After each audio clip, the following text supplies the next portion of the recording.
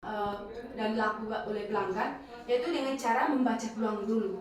Kita mengetahui apakah produk yang kita jualkan nanti sesuai dengan kebutuhan, sesuai dengan keadaan yang ada di Labuan Bajo sekarang. Nah, misalnya Bertin ingin membuka wirausaha, tapi di sini Bertin harus memahami, misalnya di desa Bertin, misalnya di sana kebutuhannya itu sayur, misalnya kekurangan sayur.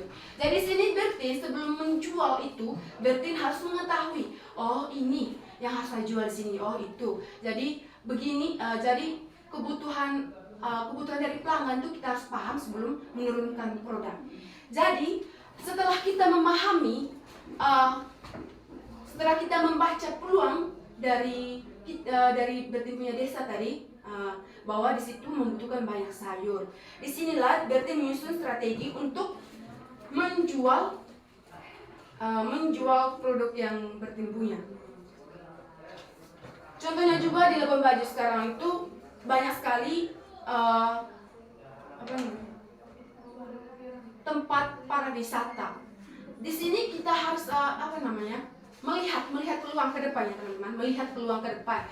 Jadi misalnya di pariwisata, apa yang perlu kita lakukan untuk pariwisata sekarang? Produk-produk apa yang perlu kita jualkan?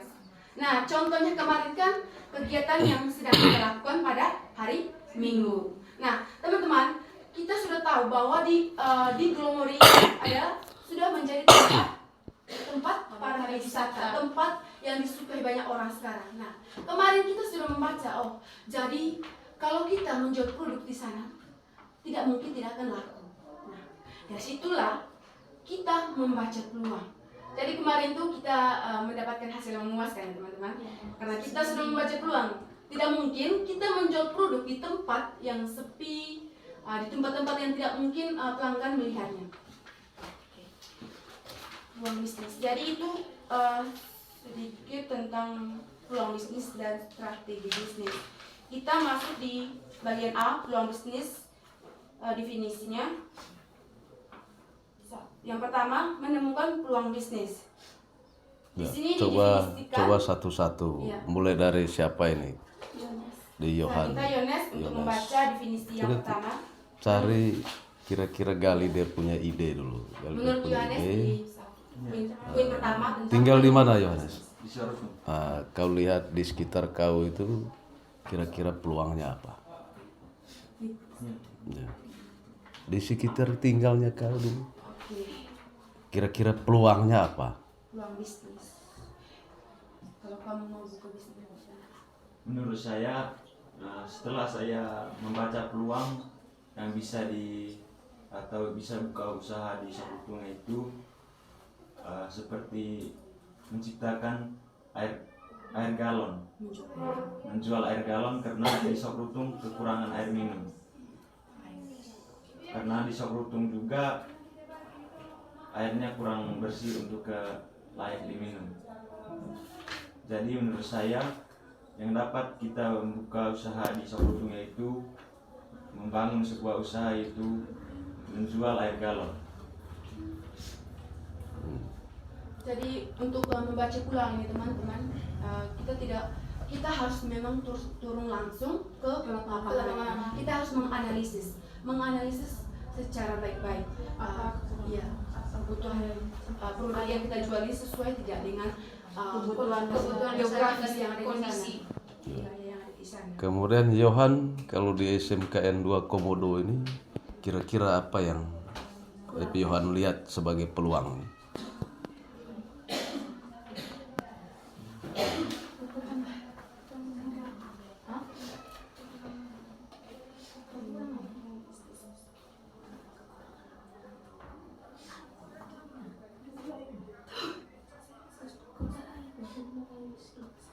Menurut saya peluang di SMK 2 Komodo ini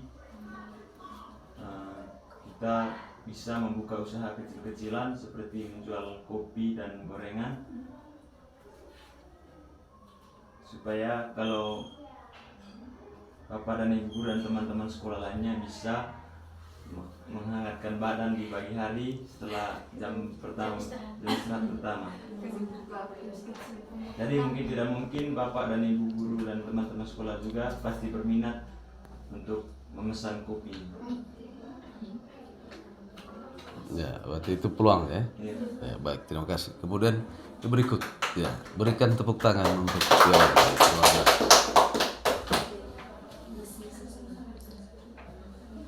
Ya, nama siapa? Ya, siapa? Ya, Bertin.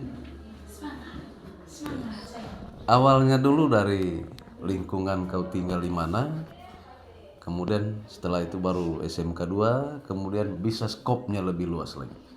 Ya. Oke, terima kasih. Mungkin yang saya bisa ambil peluang untuk menjual sesuatu di kampung itu air galon, karena di kampung saya itu kekurangan banget air. Ya. Air galon semua. Tidak. Tinggal di mana? Di Sokonto. Di Soroto. Ini kan air galon juga tadi. Ya, tapi tidak apa-apa ya. Kalau menurut kau yang di SMKN 2 peluangnya apa? Ini kan dua kata ini, peluang dan bisnis. Ya. Kalau menurut saya di SMK ini kurangnya itu siswa itu suka membeli jajan di luar, sedangkan di SMK kekurangan banyak jajan. Jadi menurut saya apabila kita membagi jurusan bisnis bisa menjual barang atau kacang-kacangan di sini. Ya. Membuka sebuah Kantin kecil. Ke kantin. Kemudian ya, terima kasih, berikan aplaus untuk Baik, terima kasih atas kesempatan yang telah diberikan kepada saya.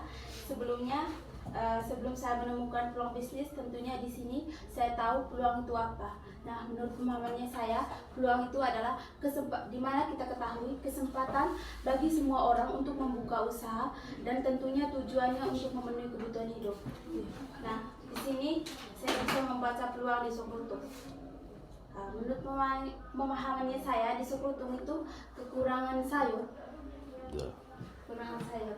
Nah, setelah kita ketahui kalau di Sokonto itu kekurangan sayur, nah dari situlah kita berpikir untuk menanam sayur, untuk membantu masyarakat di Sokonto. Ya. Kemudian dengan skop SMK 2 seperti yang saya sampaikan tadi, bisa skopnya lebih luas lagi. Coba di SMKN 2. Baik, kalau saya lihat bisa membuka peluang di SMK Negeri 2 Komodo ini, mungkin yang kekurangannya di sini Pak, seharusnya kita di sini harus membuka kantin.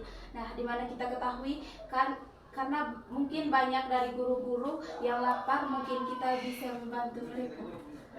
Kantin. Iya. Apalagi? Itu saja. Iya. Ya, luar biasa, berikan aplaus. Nama siapa sih? Elis ya, yang terakhir. Selamat siang Pak, selamat siang teman-teman. Siang. Baik, terima kasih kesempatan yang telah dipersilakan kepada saya, dan saya akan menjelaskan peluang yang ada di SMK Negeri 2 Komodo. Nah, sebelum itu saya akan menjelaskan apa itu bisnis. Teman-teman, seperti yang kita ketahui, bisnis adalah serangkaian kegiatan yang berhubungan penjualan dan pembelian. Nah, teman-teman, peluang yang ada di SMK 2 ini seperti yang kita lihat di sini, yaitu tidak ada kantin sekolah. Nah, ini kesempatan kita anak bisnis atau anak BDP untuk membukakan sebuah kantin untuk menjualkan bagi minuman kopi, makanan atau biskuit, makanan lainnya. Nah, mungkin itu saja yang saya jelaskan kepada Bapak Kepala Sekolah dengan teman-teman. Terima kasih. Tambah sedikit. Kalau di Sokonto, Kemudian di tempat tinggal. Kalau di tempat tinggal mungkin sama dengan teman-teman, kan satu tempat tinggal. Kalau peluang yang saya ketemu di SMK juga, ada kan kita ada juga satu jurusan yang membutuhkan untuk membeli sesuatu produk yang untuk melengkapi mereka punya jurusan TKR dan TBC. Nah, di sini kita membaca peluang, kita sebagai orang bisnis nanti bisa menjual apa yang mereka butuh dari sana. Misalnya mereka membutuhkan oli, nah kita bisa menjual itu. Berarti di sini saling menguntungkan satu sama lain. Dan saling membutuhkan satu sama lain. Ini kebutuhan satu sama lain. Tuh, baik, terima kasih. Berikan aplaus. Kemudian yang berikut, setelah kita melihat peluang, pasti ada tantangannya. Iya. Pasti ada tantangan. Kemudian setelah itu baru kita persiapkan segala sesuatunya kalau kita memang mau membangun bisnis. Kira-kira apa yang kita harus siapkan supaya kita bisa membangun bisnis? Ya, keahlian, Ya, Kemampuan. ya, kemampuan. Habis itu keberanian. tanggung jawab Dan bertanggung jawab sudah itu. yakin. Ya. Karena banyak sekarang tuh mereka punya keinginannya untuk membuka sebuah usaha, tetapi di sisi lain mereka juga berpikir, aduh kalau kita membuka usaha ini mungkin apakah dia akan laku tidak. Apalagi sekarang Jadi di banyak sini sekali. kurang keyakinan bagi mereka. Jadi di sini kita sebagai pembisnis tuh harus memiliki sifat, memiliki karakter yang baik dan berani. Ya. Tanggung jawab. Dan pandai. Kuncinya adalah pantang menyerah. Ya, pantang menyerah. Ya. Jadi yang kita harus persiapkan apa? Yang pertama adalah sumber daya. Ya, sumber daya baik modal maupun sumber daya manusia. Ya. Itu yang harus disiap. Modalnya harus ada dulu. Atau pertama adalah sumber dayanya dulu. Itu Pak Harto yang General JM-nya Star Noah Baik, dia pernah cerita bahwa sumber daya yang dia miliki adalah idenya. Dia tidak punya modal, ya, tapi dia punya ide. Kalau orang bisnis, dia bilang orang bisnis dengan modal nol, tetapi dia dengan modal minus. Apa maksudnya? Modal belum paham. Ya. Kalau sering kan kita omong, kita start dengan modal nol, start awal. Sedangkan dia tadi dengan startnya modal nol. Mana lebih besar, nol atau minus? No. Ya? Minus Pak. Mana lebih besar, nol atau minus? Ya? Nol. Ya, nol. Minus. Kalau orang dengan modal minus, maka dia sifatnya adalah berutang. Itu maksudnya. Ya. Jadi pertama adalah dia harus berutang. Dia punya ide tadi terlahir dari dia melihat sebuah peluang, maka dia bisa tetapkan apa bisnis yang dia mau jalankan. Ya, apa bisnis yang dia mau jalankan. Ya, setelah itu tadi ada punya keberanian, keyakinan tinggi, kemudian pantang menyerah. Kemudian bagaimana kalau misalnya bisnisnya sama? Misalnya tadi di Sorutung itu kan bisnisnya sama, peluangnya yang dilihat adalah sama. Ya, pasti ada persaingan. Ya, bagaimana kita cara mengatasi persaingan ini? Ya, Mungkin dari segi harga Pak. dari segi isi. Dari segi promosi juga. Dengan promosi, dengan pandai komunikasi dengan pelanggan, sudah itu. Ya, berkomunikasi. Kan ada 3 tadi nih. Iya. Ada 3 tadi yang peluangnya Kekurangan usaha galon air ya, usaha galon air. Ada 3. Ya, tentunya ini adalah sebuah persaingan. Ya, persaingan di antara Johan, Bertin dan ya, Onsa. Ya, itu persaingannya. Bagaimana caranya ini, Sob? Bagaimana caranya? kita main di harga. Ya, Mungkin dari segi harga, ya. Main di harga. Bersih airnya juga. Kalau kualitas air, kemudian main di harga, apalagi isi air. ya, isi air, Berkomunikasi baik dengan pelanggan. komunikasi baik, apalagi Ukuran garamnya lebih besar dari yang lain. Dari segi apa? ke apa namanya kebersihan kualitas.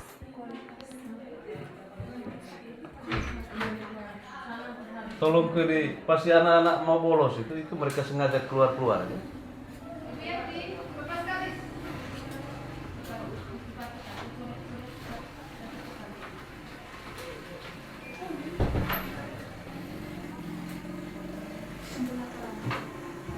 Ya, pertama tadi pelayanan, kemudian isinya, kualitasnya, kemudian harga. Ya. Jadi ya kalau namanya harga berarti sudah tidak persaingan tidak sehat ya. Itu sudah persaingan tidak sehat. Nah, tentunya untuk menentukan harga, menetapkan harga adalah harus lakukan analisis soal keuntungan, laba ruginya. Ya, kalau tidak lakukan itu, maka persaingan tidak sehatnya ada. Ya, maka lakukan analisa apa namanya rugi labanya, laba ruginya. Ya, paling adalah yang pertama bisa kita pertahankan kualitas. Ya, kualitas harus ada pembedanya.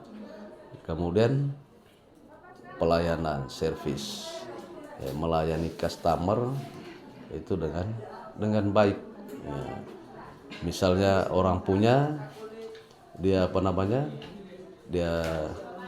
jalan begitu saja, lewat saja dengan ini, mungkin kamu punya ini door to door.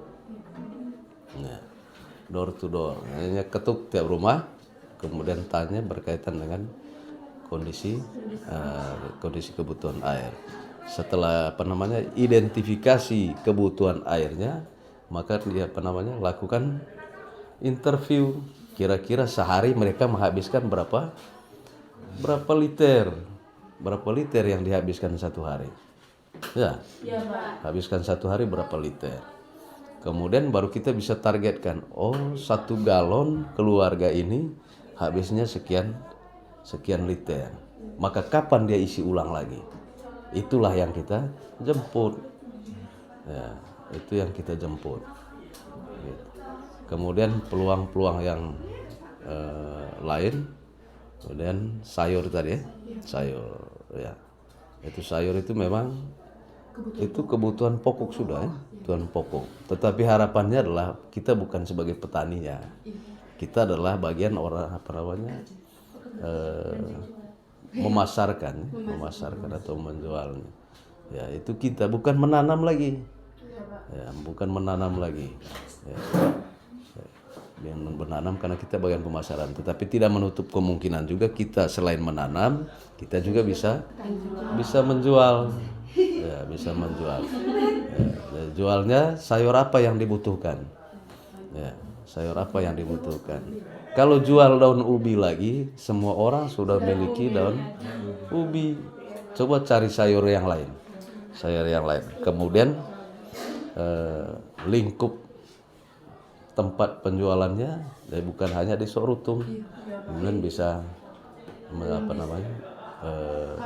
ke kampung-kampung. Kemudian yang paling adalah kita harus dekati dengan pemilik warung, pemilik hotel gitu. Kemudian untuk di SMK 2 itu kan peluang sekarang ya. Tinggal kalian ini sudah inisiatif. Dari peluang itu tadi tentukan waktunya kapan, tentukan usahanya apa, kemudian analisis kebutuhannya, kemudian waktunya kapan. Ya. Kan ini sudah peluang ini. Ya. Ini sudah peluang. Kalian tinggal ini minta butuh modalnya berapa, tinggal coba usahain. Misalnya siap 1 termos atau 2 termos, coba tawarkan. Atau ini keripik yang sudah apa itu. Ya. Kalau kita sudah dalam ruangan mana? Jangan dalam ruangan, di luar itu sudah bisa parkir di luar. Kemudian dari kelas ke kelas. Ya, kemudian personal seperti yang kalian lakukan tuh. Ya. Dan pas istirahat kita jangan jual yang Nah, intinya tadi anak-anak, peluang itu sebenarnya selalu ada. Peluang itu selalu ada. Peluang atau sama dengan kesempatan, sama dengan opportunity. Itu. Kalau ada peluang pasti ada tantangan. Ya, maka penting sekali kita lakukan identifikasi. Identifikasi. Ya, sudah identifikasi, ya, saya yakin kita semua ini punya mimpi untuk menjadi pengusaha. Ya. Seperti yang saya ceritakan tadi, Pak Harto itu dia hanya memiliki ide. Ide itu yang dia jualkan ke orang. Kemudian dia juga buka usaha, bukan start dengan modal nol, tetapi start dengan modal minus. Minus maksudnya dia berutang lagi dulu.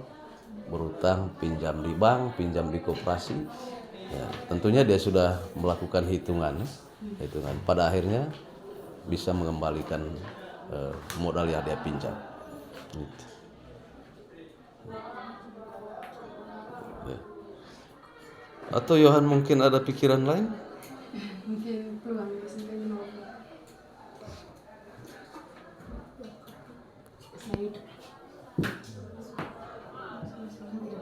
kita sudah Tapi untuk satu lagi, menurut saya itu menjual pulsa.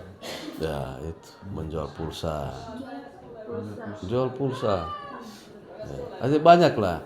Hanya anak-anak lakukan identifikasi dulu. Oh, peluang ini, peluang apa yang mau kita usahakan. Ya. Hanya sebenarnya ini topik yang menarik untuk didiskusi sebenarnya.